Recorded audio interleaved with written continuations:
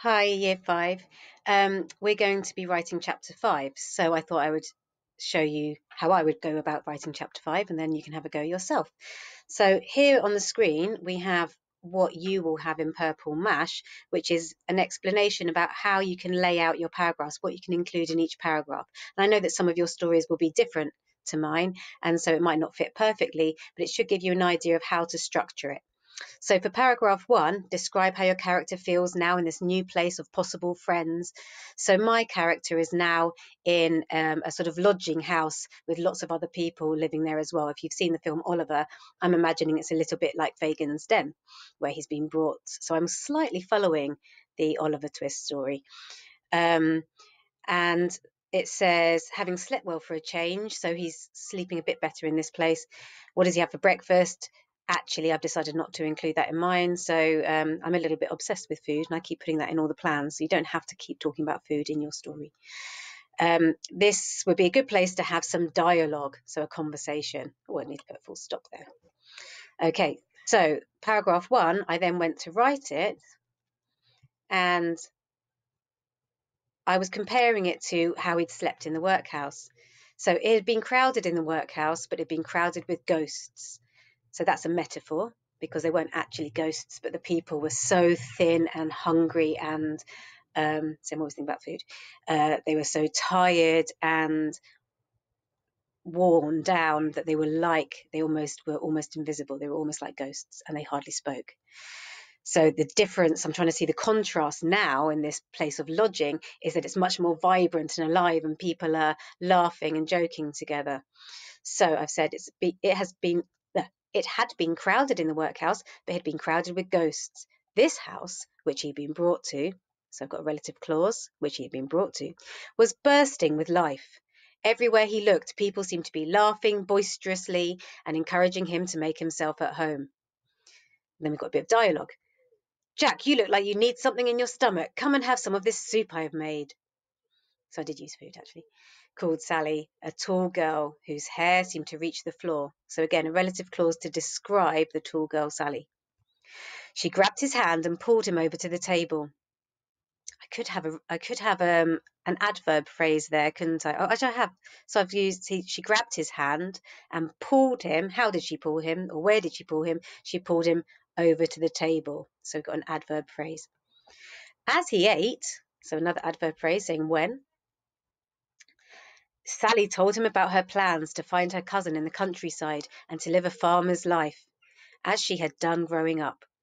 I should never have left, she sighed. Now, there's a reason that I've put that sentence in, as authors always have reasons for writing certain things. The reason she's talking about her plans is because it's going to come into my next chapter, chapter 6. But we'll see that later on. For the moment, we've written the first paragraph, and when we go to the second paragraph, it says, paragraph 2, this is an exciting paragraph because your villain shows him or herself now. How does he or she enter? How does everyone else react? Does he or she bang his stick or shout? Maybe he or she grabs someone by the scruff of their neck. So let's have a look at that. Oh, got to write it now. So, how does my villain enter? Well, I was thinking, I've made some notes just next to me here. I've got some notes and I'm looking at them to help me. I tried to picture it. And again, I tried to think of something I'd seen or read.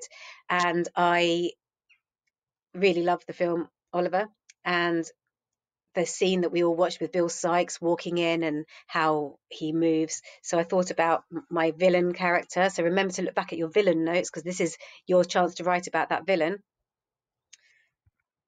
I'm linking it to the previous paragraph where I talked about them laughing and joking. The laughing stopped.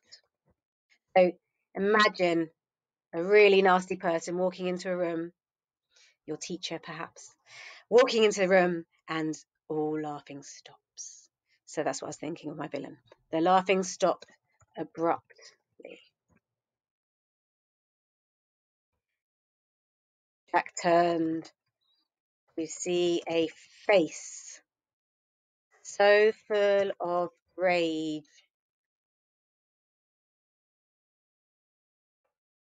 I was going to say anger, but if I've got rage, I don't think I need anger as well as rage, because rage is a much more powerful word than anger. So, so full of rage and hatred that it barely resembled a face at all. It took me a while to think about how to explain that his face was so screwed up in some kind of messy ball with lines and anger, his eyes really wide. I could have said something about that. Trying to get across that image of the face being really close to his and really screwed up in a ball of rage. So maybe the teeth, I could have said something about his teeth. People, just like animals, actually snarl when they're angry without realizing it. So they often curl their lip back and show their teeth, just like animals do. And you've probably all done it without realizing. It barely resembled a face at all. So I could say something there about him showing his teeth, widening his eyes, furrowing his brow. But I'm going to leave it like that for the moment. I might do that when I edit it later on. So some of it's good to just keep writing and then edit it later, which we're going to do on Friday. I'm going to speak. Who the hell are you?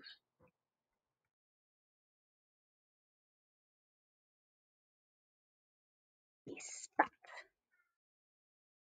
He spit at. He spat. I'm just going to say he spat.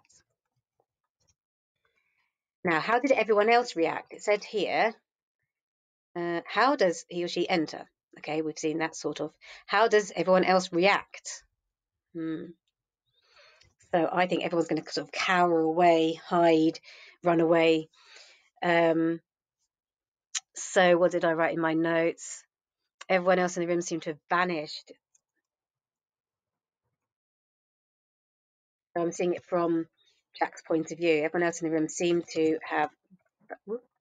Where did they vanish? Vanished probably into the corners, so into the shadows. Can't all just run out of the room. They probably just shrunk back into the shadows. Apart from Sally, because she's a main character now. Sally stroked the monster's arm. It's a metaphor. He's not really a monster. He's acting like a monster, so she wants to tame him.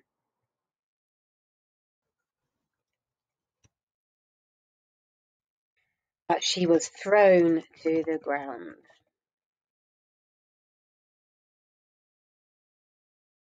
And I'm going to give my monster, my man, a name. I'm going to call him Albie, which is short for Albert. I think that's how you spell it. Because Albert was Queen Victoria's husband, and so it was a popular name at the time.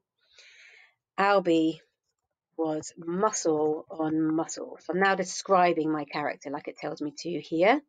Does he or she speak, bang a stick, shout? Maybe she grabs someone by the scruff of the neck. Oh, it doesn't say describe him. I think we should. She was thrown to the ground. Albie was muscle on muscle, each tightly woven together from years of hardship or trouble. There's a reason his muscles are so tightly woven together, because he's always angry. He's always had a hard life. And tightly woven together from years of trouble. So could describe a bit more about why he's the way he is, how he behaves, what his life's like, and so on. But I'm going to stop there to let you have a chance to write your own.